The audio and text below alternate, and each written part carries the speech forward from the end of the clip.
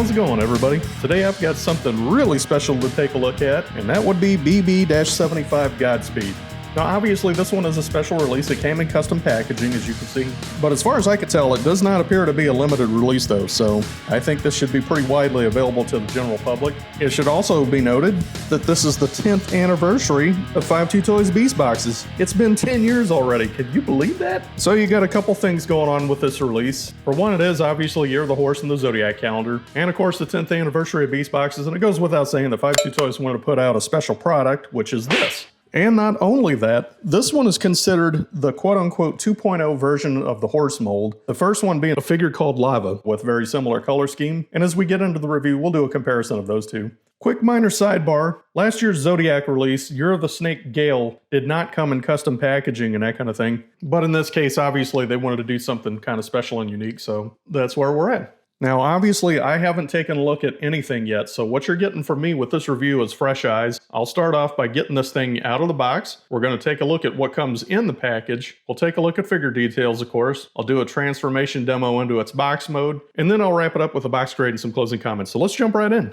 So first thing I want to note is the obvious that you're seeing right here. It has beautiful package art. You got this beautiful painted custom calligraphy here. It's done by an artist named Lok Ing. I have to apologize to my friends in Asia. I do not know how to pronounce that name, and I probably totally just butchered it, but bear with me. So there again, Beastbox 10th anniversary. This is BB-75 Godspeed, of course. And you've got some wraparound artwork, some design and whatnot that goes all the way around the box in interesting ways, kind of up and over, kind of swooping up and around like that.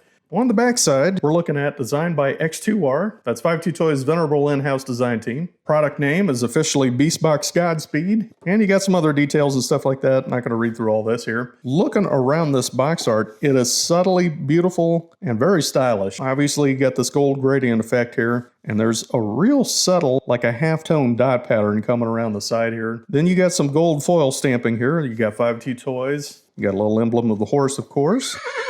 A horse is a horse, of course, and no one can talk to a horse, of course. And on the side here, you got the Beastbox logo.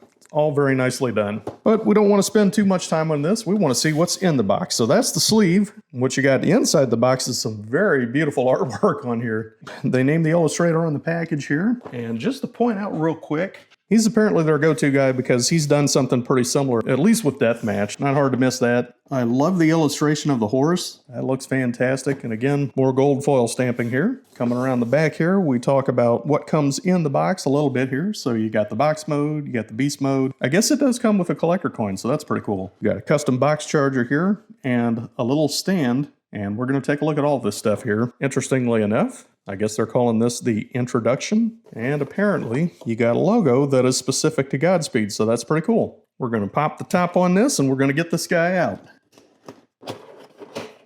All right. And there it is. You got the Year of the Horse gold doubloon. We'll take a closer look at that in a second. Everything about this figure right here in the box.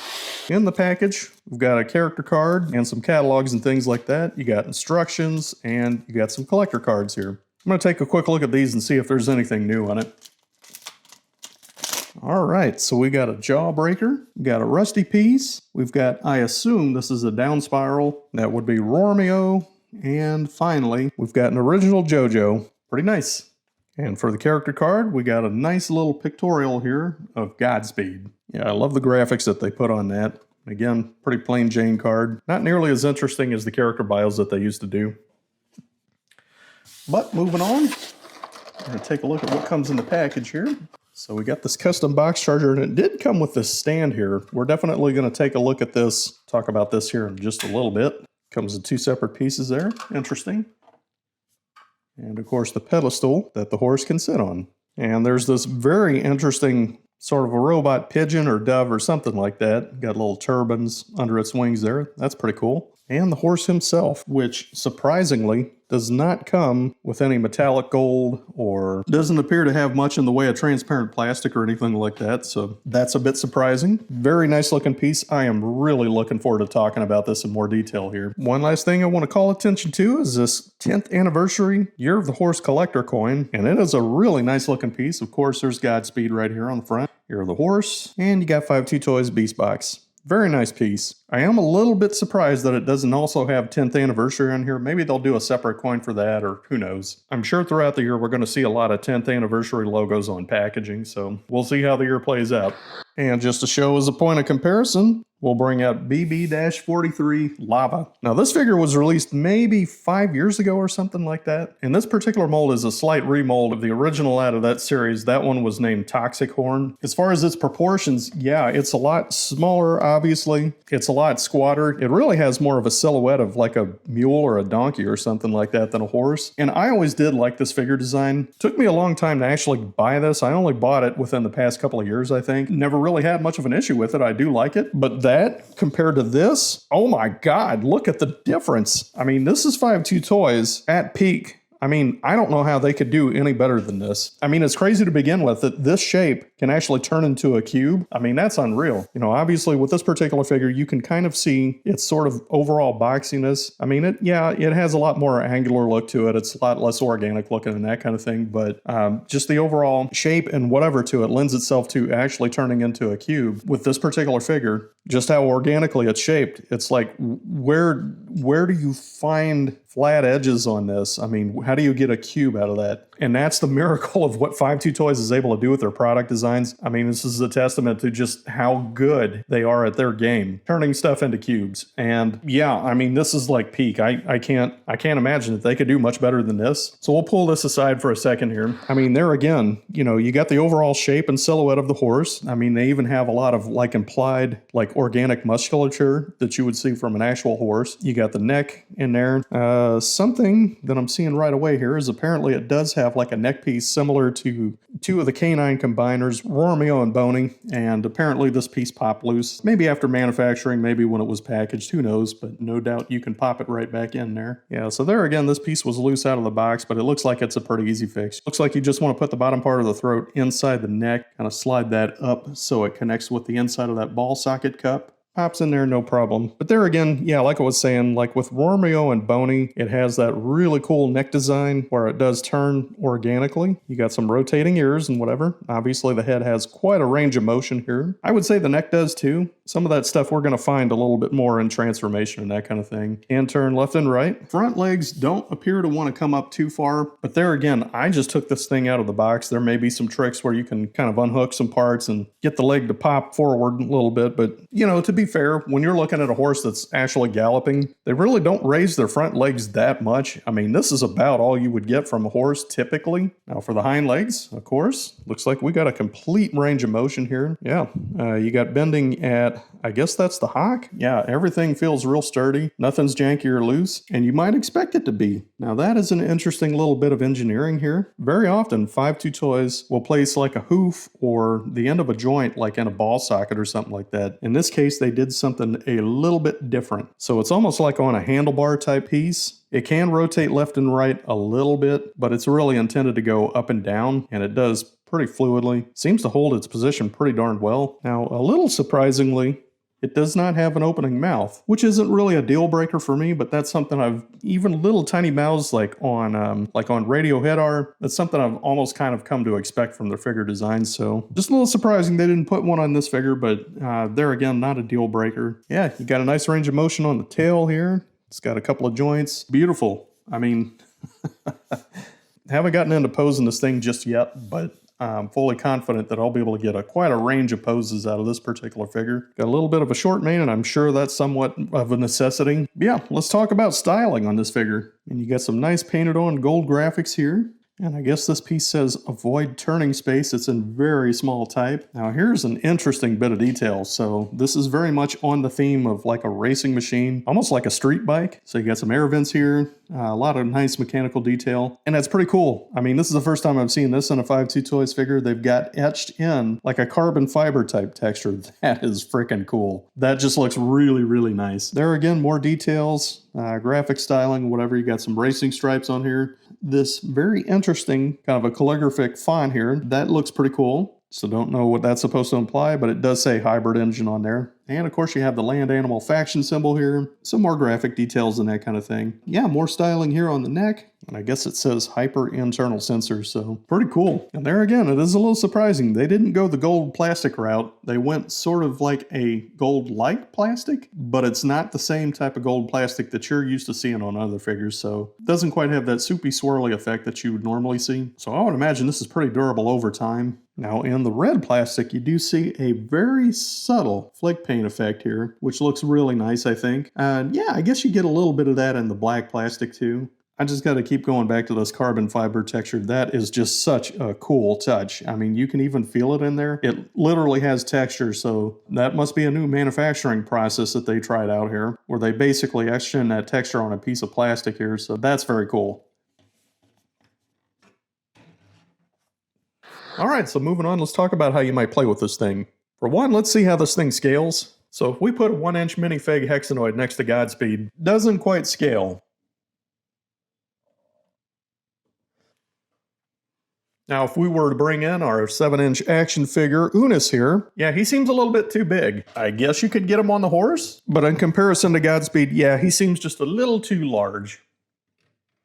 So with Unus out of the picture, he's going to get back to his regularly scheduled programming of Protest. Release O-Mex. Release O-Mex. Release O-Mex. Release O-Mex.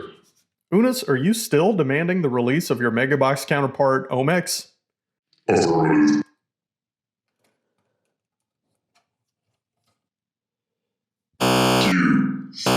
You. I am so done. I am done. Well, that went well. So, yeah, Unus is a little bit too big to ride Godspeed. He's going to have a little time on his hands now. So moving on here, we're going to talk about what does seem to scale pretty well. And that is 3.5-inch Figlite action figures. So I hadn't planned on this when I started this review, but I am going to take a little bit of a detour and do a brief demo of these Figlite Hexanoid figures. So I've had this pair for a little over a year now, and I'm just now getting around to get them out of the box. This is a perfect excuse for me to take them out of the box and show them off here. And just to be clear, they were pretty much off the market about the time that I acquired them, so I had to buy them separately. I got Unus here through 52Toys AliExpress store, and the Omex figure, I guess it was a pre-open package, or maybe it was a damaged package, I don't know. But the bubble was separated from the card, and that's basically how it was sold through Big Bad Toy Store. So I am going to try to delicately take Unus off here, and boy, that's a lucky break. That's separated from the card without splitting, and I want to keep this fairly intact here because I really dig this card art. I mean, these are basically complementary to each other, so you could have these connected just like that. I mean, that's a very unique, clever design. And there again, yeah, I know I've been kind of making a little bit of a joke about release Omex. You know, Unus having his protest for quite a long time now with his protest sign, and basically we got the pair here as represented with Figlite figures, and I had really always hoped that they would do a Megabox version of Unus in the form of Omex, and they never really did. I don't know why. Might have been that they just didn't sell well, I don't know. But one way or the other, we got these cool little Figlite figures, and we're going to take a look at them here. So there again.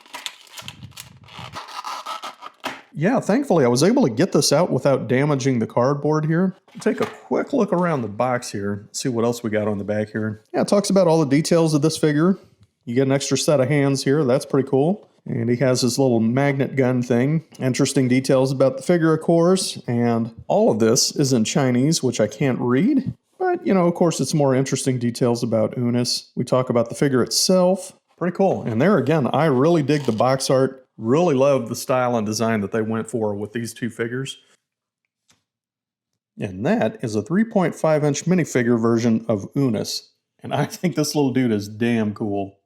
So there again, they both came with a set of accessories. So in the case of both, they came with a few sets of hands. You got a hand that can hold a weapon. You got a splayed out finger hand, all very nicely painted, and a couple of those double barrel, kind of a magnet looking type gun. And interestingly enough, Unus's gun has kind of a neon green tip on it, and Omex is painted in kind of a metallic blue. Both are really nice looking. Try out the hand accessories here. Pop that off. That pops on there. It's just a little ball joint here. And we'll get Omex to hold his gun here.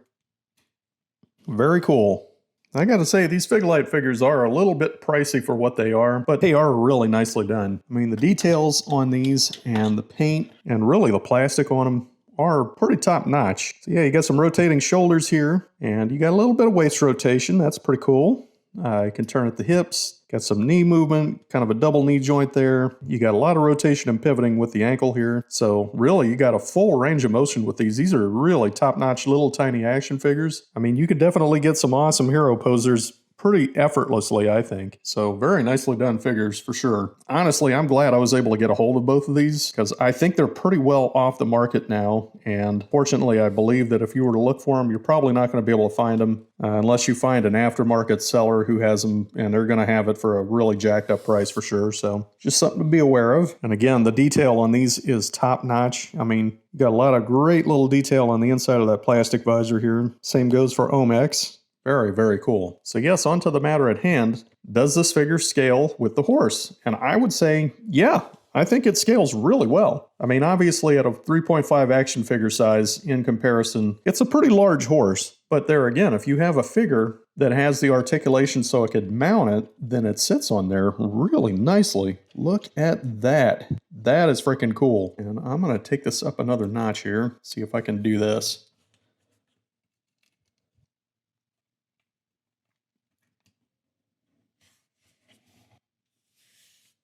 Well, for one, it's really surprising that I could get this horse to stand up on its hind hooves just like that with no assistance. So that's another little factor to point out here is this figure is actually pretty well balanced as far as getting Unis on there.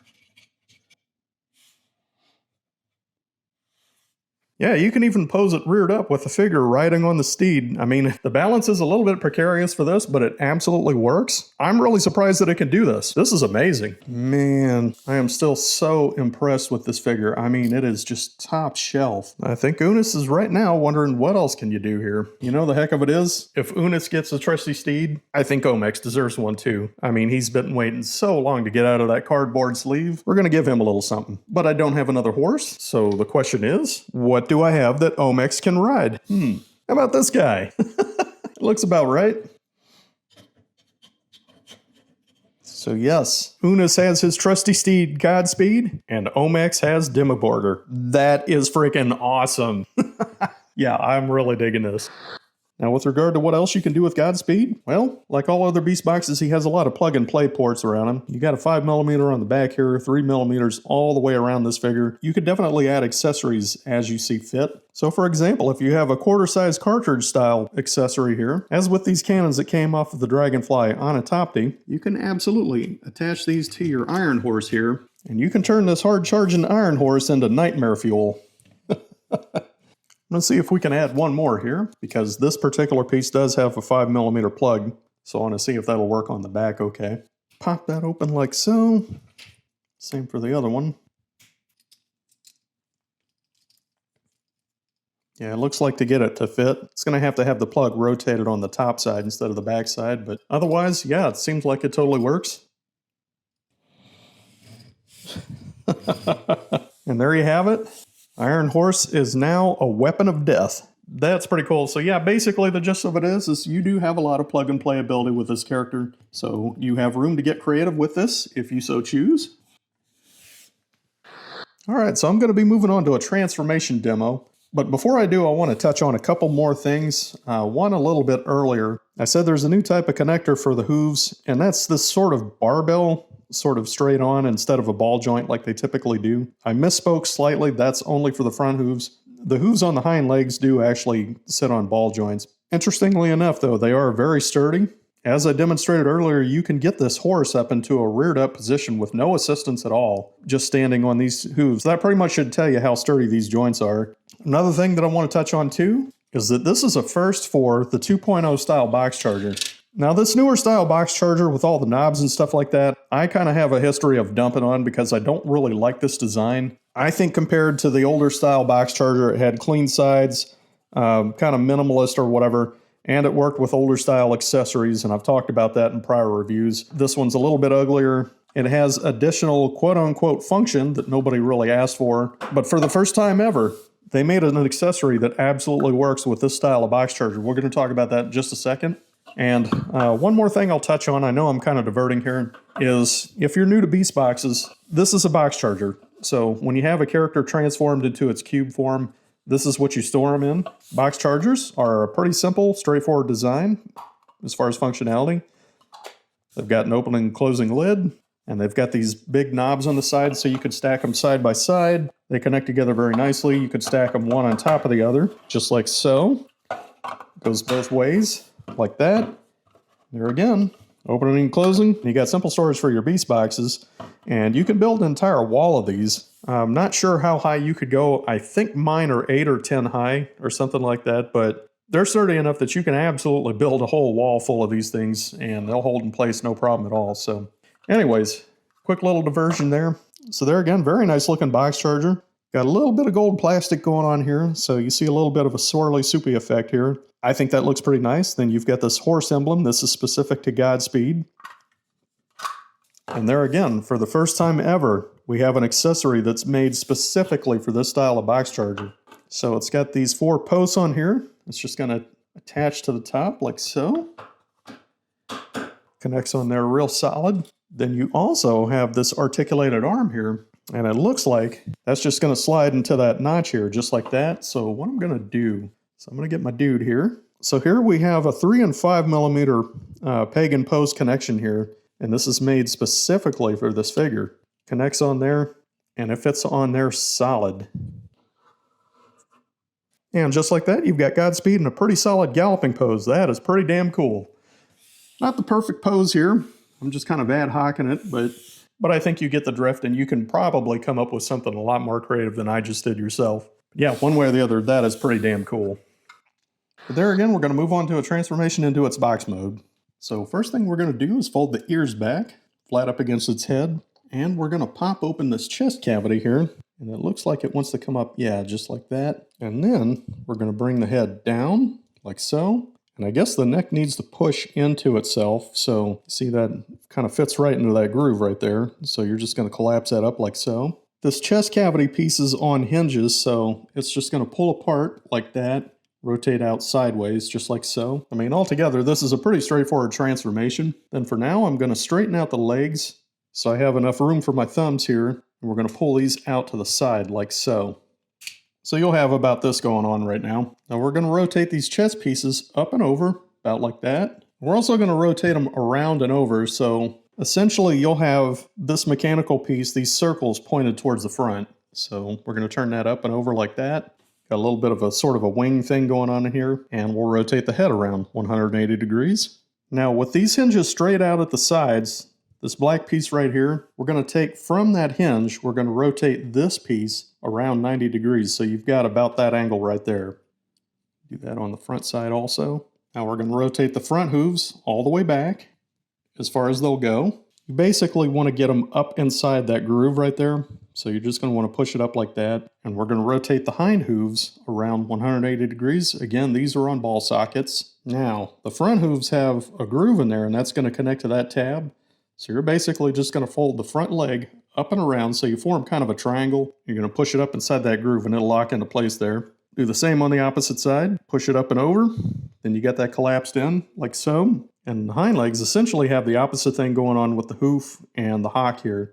So the hock has the groove in it, the hind hoof has the tab on it, so you're just going to fold that up and over. That'll connect into that spot there. And you're again forming another triangle. I mean, just between those parts, you're kind of starting to see where the geometry comes into play here. I mean, again, this horse is a very organic looking piece. Yeah, but somehow 52Toys finds some geometry in there and finds a way to make this thing be able to turn into a cube, which I still think is pretty damn fascinating. Now at the midsection here, we're going to rotate the front leg 180 degrees, like so. Get that on the opposite side here, about like that. And then for the hind leg, we're going to fold from the hock this piece up, and again, it's a tab and groove type connection, and collapse that in like so. So you got about that look going on here for now. Now from the elbow, we're going to rotate the front hoof up and into that groove, and there again, that's yet another tab and groove connection here. So that'll just fold up and over, just like so. The hind legs are going to swing out like so.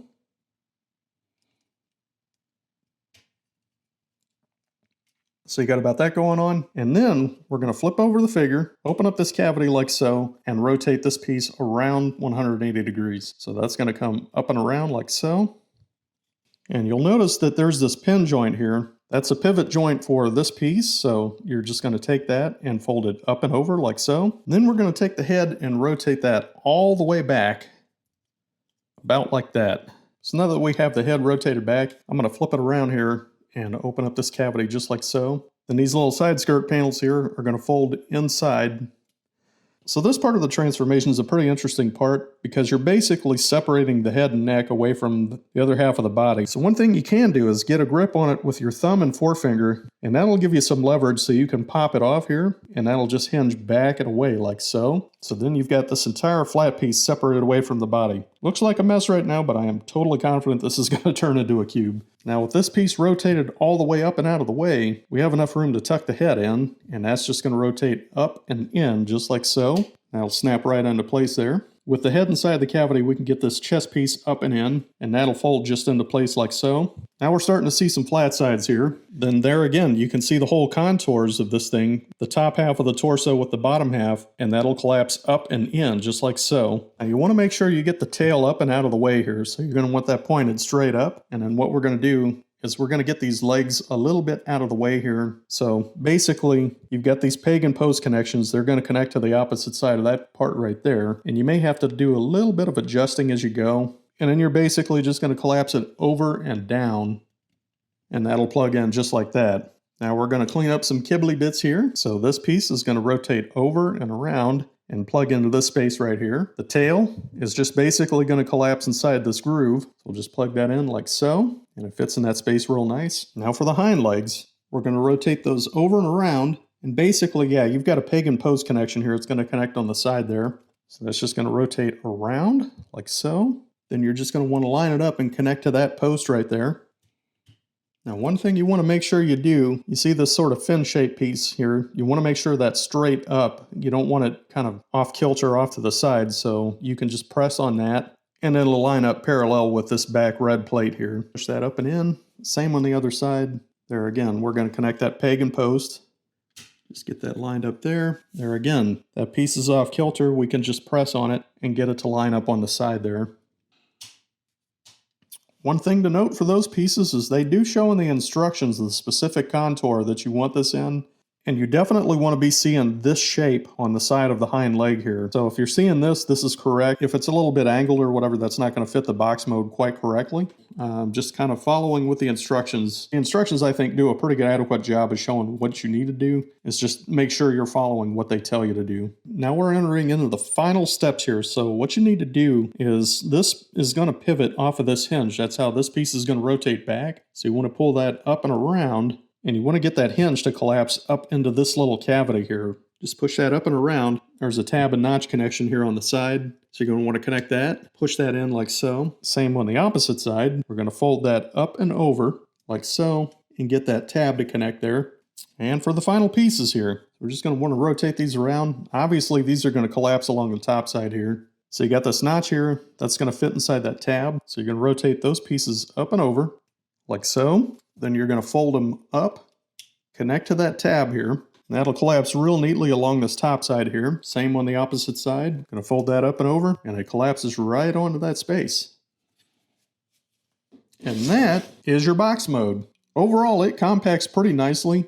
There is a tiny little bit of flex here in box mode, but I mean, you have a bunch of flat sides. You definitely get the shape of the horse there. You got a little hint of the horse's head here, obviously. You got the legs on the side. So yeah, overall, I think it's representative of the beast inside. Definitely get a fairly clean cube mode, and it comes together really nicely. I think it's a pretty nice transformation altogether. And of course, the ultimate test is, does it fit inside of its box charger? Perfect. This was a solid, fun transformation. Not janky or hard to do. Overall, pretty enjoyable. I think given the challenge of this overall organic shape and all the articulation that's built into this animal, etc., this is a success. Very nicely done. Now it's time to give this hot-blooded iron horse a box grade. This is my rating system of 6 categories of 5 points each for a total score of anything from 0 to 30 points. Godspeed is every bit the ultimate iron horse. It has sleek styling with loads of tastefully applied racing machine cues, awesome robotic sculpting, and just all around an amazing figure for a score of 5 out of 5. Okay, so I don't rate figures based solely on accessories or gimmicks. Oftentimes, the attention to detail and emulating a robotic version of a real-life animal and incorporating that into a figure is a feature in and of itself. Along with plenty of accessory ports, nearly perfect equine proportions, articulation, and a figure that works great on its own or can be complementary to other figure lines, Godspeed is a winner. I'll take it another step and even say that added gimmicks could have detracted from this, which is something I've pointed out in one or two other figure reviews. Godspeed is a showpiece that has a lot of playability, and that's probably all that needs to be said. 5 out of 5. For the transformation demo I did a little bit earlier, what you saw was my first attempt not long after I took it out of the box. With the exception of a couple of parts that you need to pay attention to how they need to be aligned, I found it to be a pretty easy and satisfying transformation. It forms a solid 6-sided cube. You have a hint of that quote-unquote creature peeking out of a box going on, which I like, and it fits inside of its box charger effortlessly. This is a slam dunk for 5 out of 5. Godspeed's articulation is spot on for a horse, with completely accurate leg mobility and incredible head and neck movement. I was a little surprised that it doesn't have an articulated mouth like a lot of other Beastboxes, but honestly, I think that was a smart design choice. I think a fixed position jaw hinge probably would have looked weird, as it does for Godspeed's predecessor Lava, and in the end, the designers chose practicality and form over a compromised and extraneous point of articulation. I also failed to go into detail earlier in this review, but the mechanics built into Godspeed's head that allows the neck to not only twist side to side naturally, but also stretch forward is pure genius. 5 out of 5. Godspeed is a testament to 52Toys' past decade of steadily improving their engineering, their figure designs, materials, and manufacturing processes. This thing is really well built with seemingly delicate but surprisingly solid hooves, sturdy joints, and high-quality plastics for a really well-balanced figure. 52Toys also surprisingly showed restraint on incorporating transparent plastic. Godspeed doesn't have any. It's built well enough that it may survive plastic fatigue for decades. This figure is so high quality, I really think it's comparable to Transformers' Masterpiece figure line at a fraction of the retail price. 5 out of 5. On to the final question. Is Godspeed fun? Well, this is a throwback for older viewers, but do you remember a cartoon back in the 80s called Brave Star? The main character had a horse for a sidekick named 3030. That's what this horse is. So yes, I had a blast filming this review, and Godspeed races to the finish line as the first ever Beastbox I've reviewed to achieve a perfect score.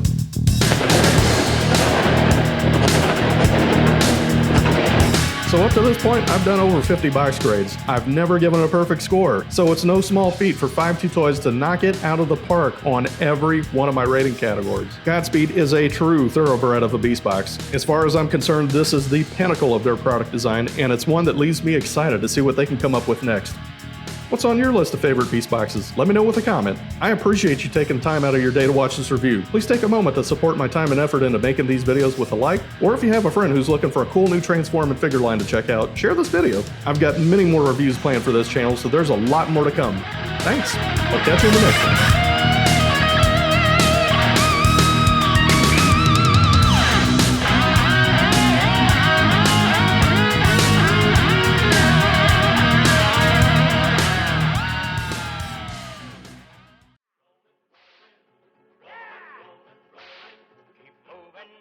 Moving, though they're disapproving.